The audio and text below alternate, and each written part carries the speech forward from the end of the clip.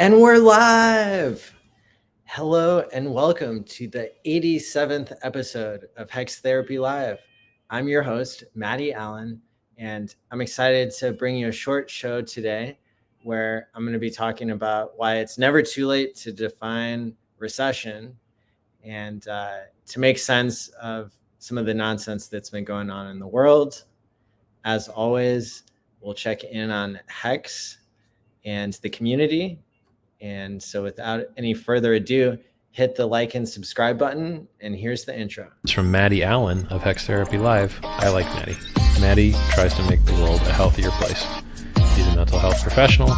He's done research. Big videos on sudden wealth syndrome. There's nothing that a human being could do better than try and heal his fellow man. Maddie ALLin's got that covered. He does emotional, feel-good, mind management, emotion stuff, like, as his gig, because he's a therapist. That's what he does for a living. Like, he helps heal people.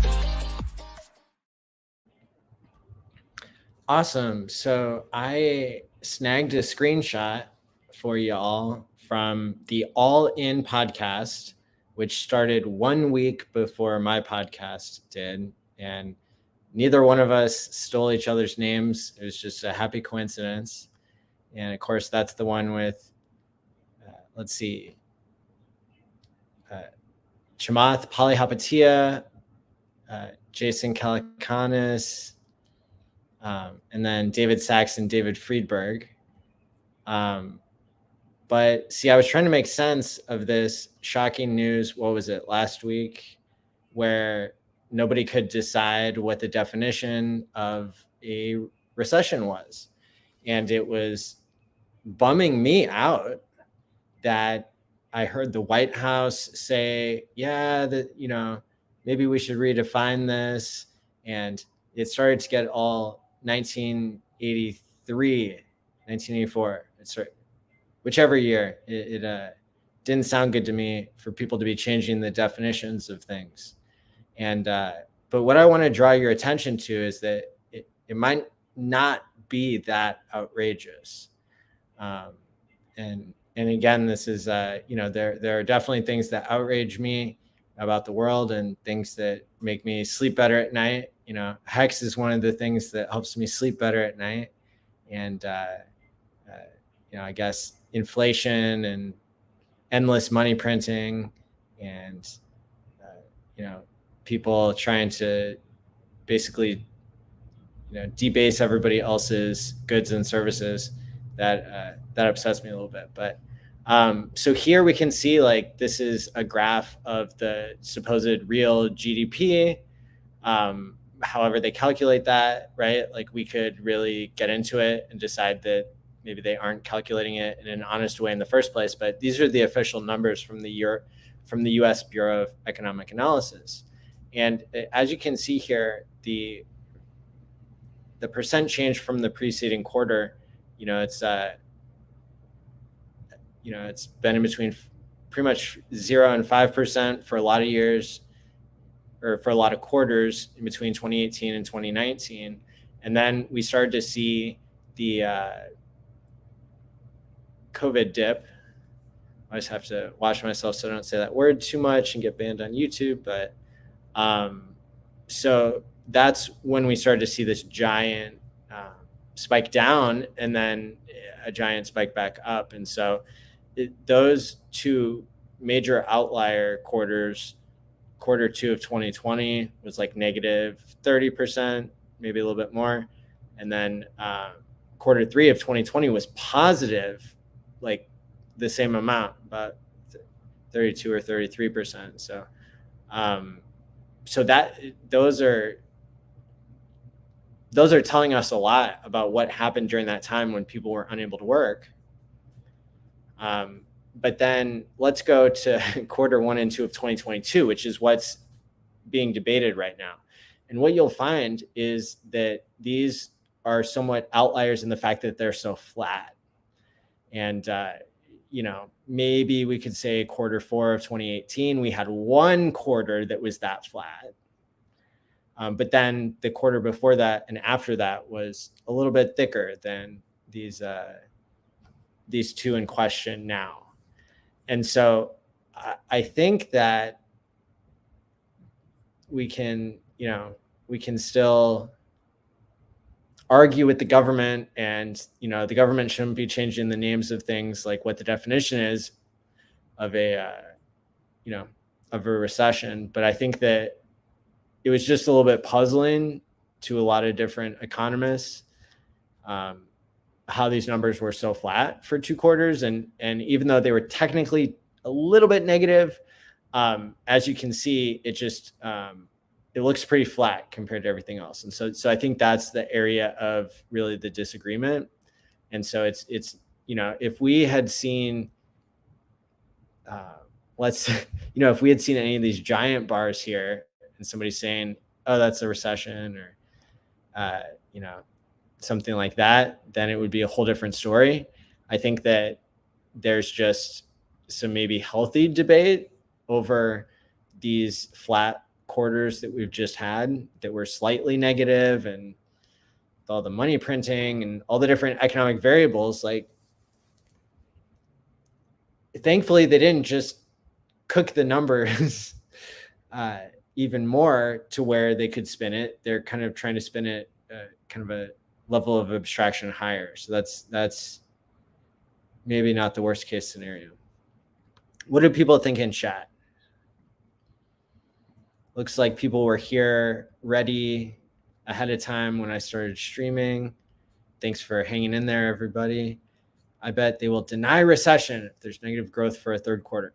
I think if it's large enough negative growth, I mean, I don't think it has to be 33%. I think if we had negative 5% or maybe even just negative 3 or 4%, I think that it would be much more agreeable.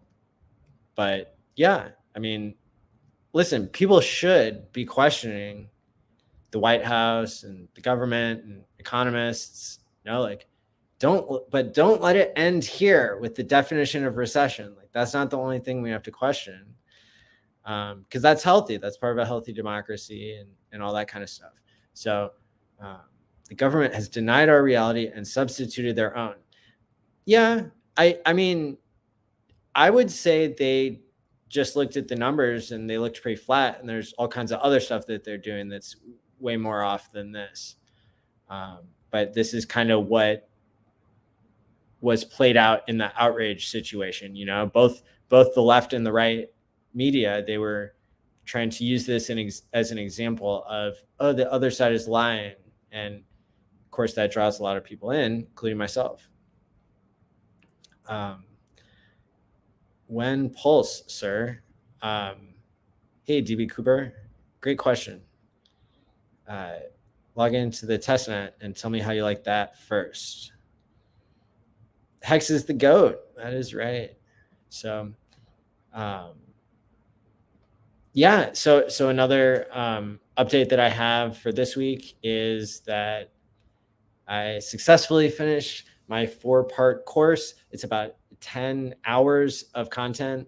I'm thinking about making it available just to anybody on YouTube, but for now you have to log in through Telegram. Well, you don't have to log in. You just have to go to the Telegram group, and you get access to my Chain Analysis 101 course for free. There were tons of current topics that I integrated in, not just Pulse Hot List, Sacrifice, and what happened to those funds. The fact that they all got put into HEX and then staked. That's innovative. That hasn't happened before. I also think it's part of the do your own research suite of tools that people need. And I also did the first pool where I didn't have to hold the keys and I didn't take a profit. So that's also, I think, kind of cool. So we talked about that in the course. We talked about how to use Etherscan, how to dive so deep into Etherscan that you can find bugs in it. I guess I should show the classroom that I created. There's a virtual world that has all the different the 4 different episodes and the show notes. I shouldn't really call them show notes because they were it's like detailed documentation of how to do what I was doing on screen with the chain analysis. We looked at the largest hack in HEX history, $80 million worth of HEX getting hacked, and then the funds are still moving to this day. So we chased that down on the chain. It is out of the people watching. I know there's about 40 people watching now, and usually 1,000 to 2,000 people on the replay. Did anybody take the course yet? Do you have any feedback for me? So if you go to pls.gallery, that's actually, you don't even have to have Telegram to get into the course. You do have to have it to download the notes. Kind of like rolling this out slowly. So it's t.me/PLS Academy. I'm just going to drop the links in the chat here. And then just gallery.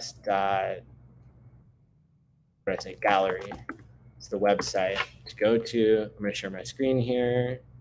I know I showed this maybe a little bit last week, but I still want more people to finish the course. It got way better. From the first episode to the fourth episode, it got really good. So I can see how many of you watched it, and not everybody finished it, so you're missing out. Here is this giant auditorium that you can like click on the things on the wall and it takes you to the Telegram group, which is a cool place to ask questions and post your homework answers. We got to join the Chain 101 group, which is the first course offered by pls.academy.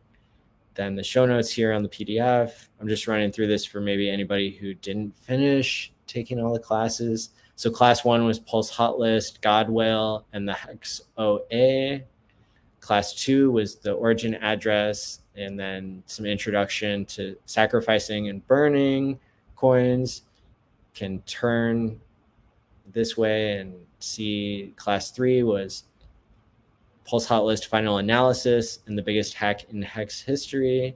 Then we kind of have to step through the gallery here to see. Episode 4 was longevity whale and Etherscan bug. So hopefully this is helpful to people. Hopefully check it out. Does it tell me how many people have watched this? I'm not logged in. So yeah, check it out. I'm showing you the metaverse. Who was it? Hex Cadet made an actual gallery. So there have been 2 galleries that have been made for Hex. Let me see if I can find them here, because they're definitely worth a visit. There's hex.gallery. I think that's the one that just got taken offline because that community member kind of wasn't getting enough love. I love Fully Croissant. He makes awesome artwork, and I think we should see if there's any way we can get him back in the community, because he just kind of got worn out by the bear market. Okay, maybe this is the one. Not sure which one I'm in. Hex Cadets or Fully Croissant. I'll share my screen here in just a second so I can show everybody.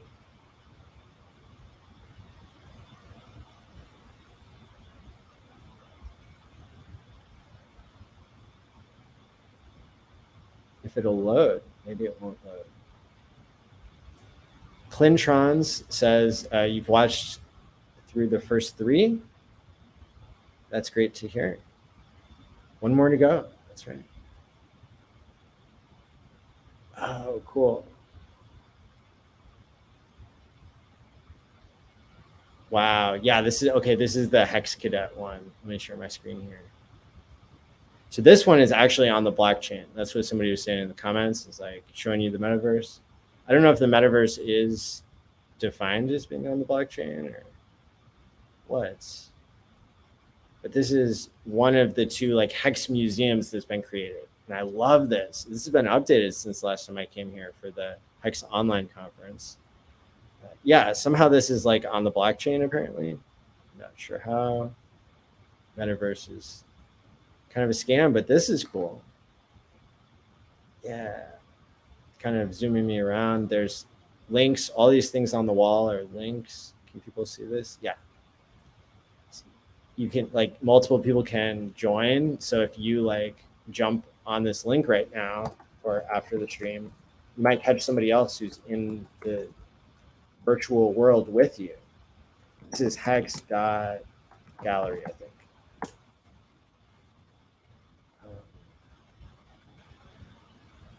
Let's see. I really don't know how to move around in here. But yeah, so all these people on the wall are like links to different events and people and places. Okay, I have to...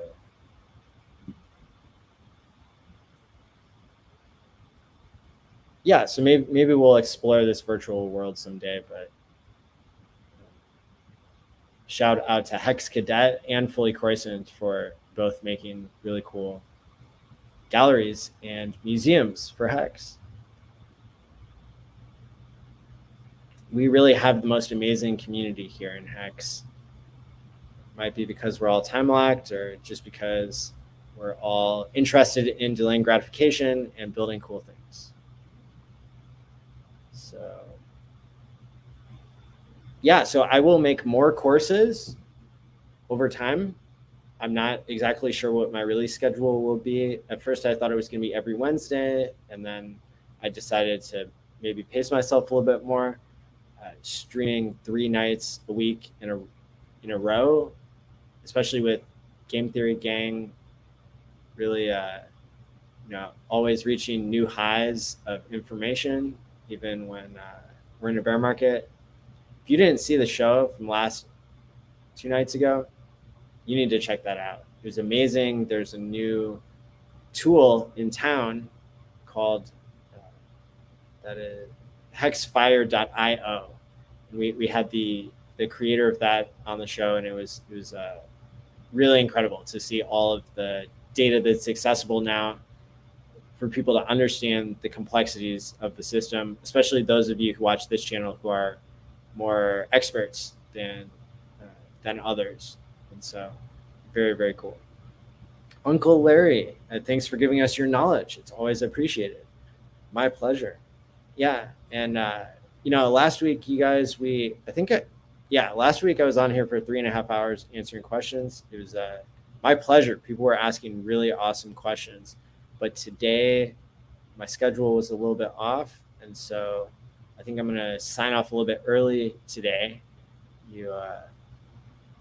It's hard to catch me. I think there's only been maybe 1 or 2 weeks in the past 87 weeks where I didn't stream exactly on a Thursday for Hex Therapy, but I've always streamed 1 a week, and it's almost always been at the same time and same place. So keep checking back here for Hex Therapy Live on Thursday nights, Game Theory Gang with myself and David Feeder on Tuesday nights, along with all the different special guests that we've had. I guess I could kind of run through, like, for maybe some people haven't seen all the different episodes that we've had recently. I could run through. This would be a good way to end the episode today. Would be who are all the guests that we've had on Game Theory Gang? I haven't been following things, but how's Pulse doing? Pulse is coming along, I guess. David Feeder's one to answer that question because he's a validator. So let me share my screen here.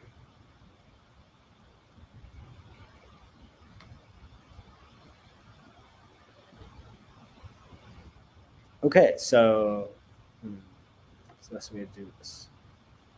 So Game Theory Gang is like the successor to Quant Gang. Kareem and Wales Only and I had streamed for about a year straight on Tuesday nights, and we were streaming for five hours on average. So that means if there was a night that we streamed for only 4 hours, there were other nights we streamed for 7. It was really, really good stuff. People loved it, and then we ended up like going our different ways and kind of running out of the quant material to cover, and we kind of spread out our efforts to onboard people and to cover the different aspects of the market. But I'm always going to be grateful for the time that we all got to get together, because we all had such different opinions. I think that, especially the times when we had the pleasure of having future us on, looking at the Pulse ecosystem, the ideas start to come out and document that part of Pulse chain history was really cool. There were a lot of times where we all disagreed. And so people got to hear 4 unique perspectives. And some of those episodes, I mean, you could still go back. And sometimes I rewatch, like, especially, I don't know, the first 5 episodes of Quant Gang were home runs. Really, all of them were. But so after the HEX conference in Vegas is when Game Theory Gang started. I did the first 3 episodes, first 3 or 4 episodes with K4K Crypto, who was volunteering to, share his perspective as well. So Game Theory Gang number 1 was just the 3 of us kind of finding our vibe there. And then we were kind of covering different topics at first. We talked about testnet alpha and making predictions of where PLS would get listed based on what we had heard publicly from Richard. DeLorean road trip, Aubrey de Grey, different stuff going on with him. And so it looks like, we had 4 or 5 episodes there of Quant Gang, where we were really, I mean, if you go back to the first episode of Game Theory Gang, we explained, like, what is game theory? How does it relate to these crypto investments that we're dealing with? And then, let's see, I did an interview with Aubrey de Grey. I think that was on a Tuesday. Then we started doing this series, David and I did, where we were interviewing different founders who were doing different types of game theory experiments. Not necessarily that we wanted to endorse all of the projects, but we really wanted to kind of like include a record of what was happening, what was being tried, and to really ask questions and kind of give our caution where caution was due. Have our scholarly debates. So we had the founder of Pulse Dogecoin, and I believe that was one of his first appearances ever. Then who do we have next? The founder of freepulse.io and P33. Then on week 9, we had the founder of Maximus, who I guess now is making all these other forms of tradable shares as like a group stake. Then, this one's good. We had a bunch of different people on that week. I remember now. We had PLS Speak and Dylan from Fiat.io. And then did Gerardo hop on that one too? I can't tell. Then we had Abit's girlfriend on, who had spoken on Fresh and Fit, which is one of the most popular podcasts for dating in the world. Whether you think it should be or not, it's up to you.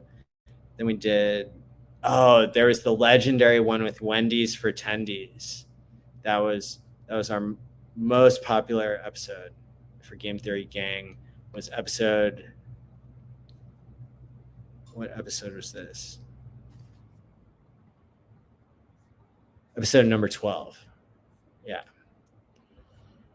And then let's see, then we had Gunther, who was able to speak on the OA audit that he did early on.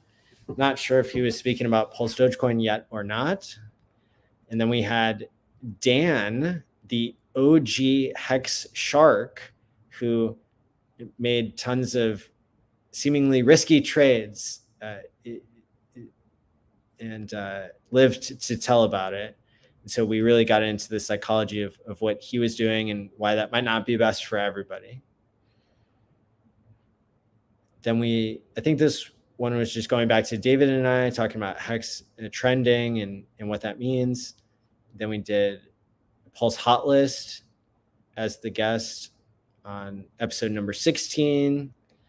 Episode 17, Dev Charles came on. And then we did the 0x Weight airdrop founder. That was 3 weeks ago for, it's not letting me see the episode. Episode 18. And then we ran into the Pulse conference, which was amazing. This community is off the charts already, even though there isn't a chart yet. Then we had Jack Levin for episode, well, that's not, he was Google employee number 21. And then I heard him say on a subsequent podcast that he was like number 20 or something. So that might be deflationary. I'm not really sure. That was episode 19 for us. And then David and I had Future Us on. That was a super underrated episode because Future Us is so big brained. And so that was episode number 20. And then just this most recent one, we did hexfire.io, which is really the most like technical tool that doesn't have any sacrifice or token or anything like that. Crispy is just one of those people after our, kind of like in our gang of people who are trying to do things for free. So, so hopefully if you missed any of those legendary episodes of Game Theory Gang, make sure to go back and check those out. I'm really excited about the future of this space, and don't think because I'm not streaming for 3.5 hours tonight that I'm any less excited.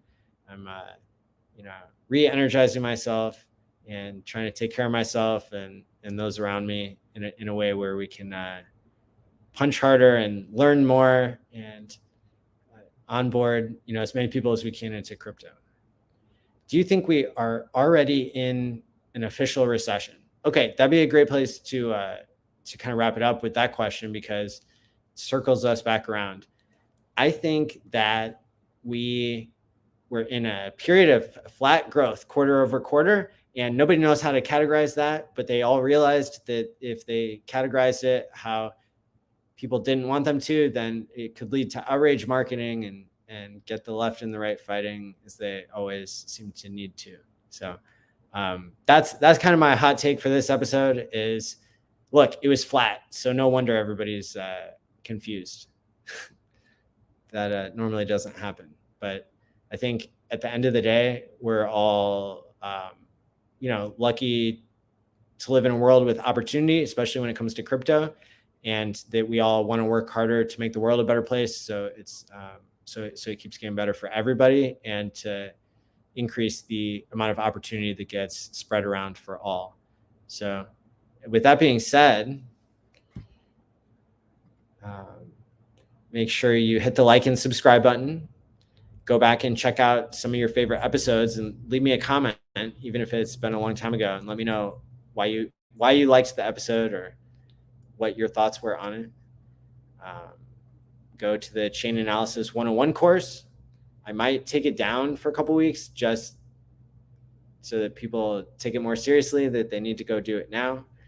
And let me see. I'm going to do my outro will be my 1-minute promo from the Crypto Sparbuck tour, where I'm explaining, I think, why HEX is such a big deal to me. So until next time, stake wisely, my friends, and peace out. What we're hoping and what we're thinking is that when the monetary environment changes from a fiat system where people are incentivized to spend as quickly as possible before prices go up, or else you'll be able to get less in the future for the same amount of effort that you put into your paycheck. HEX is a new system that rewards people for saving instead of punishing people for saving. And so that's one thing that I think can fundamentally change the behavior of humans, is by changing their financial environment and allowing people to experience what's possible when they have a stake in their own future, and when people can work together in order to make the future more abundant for all.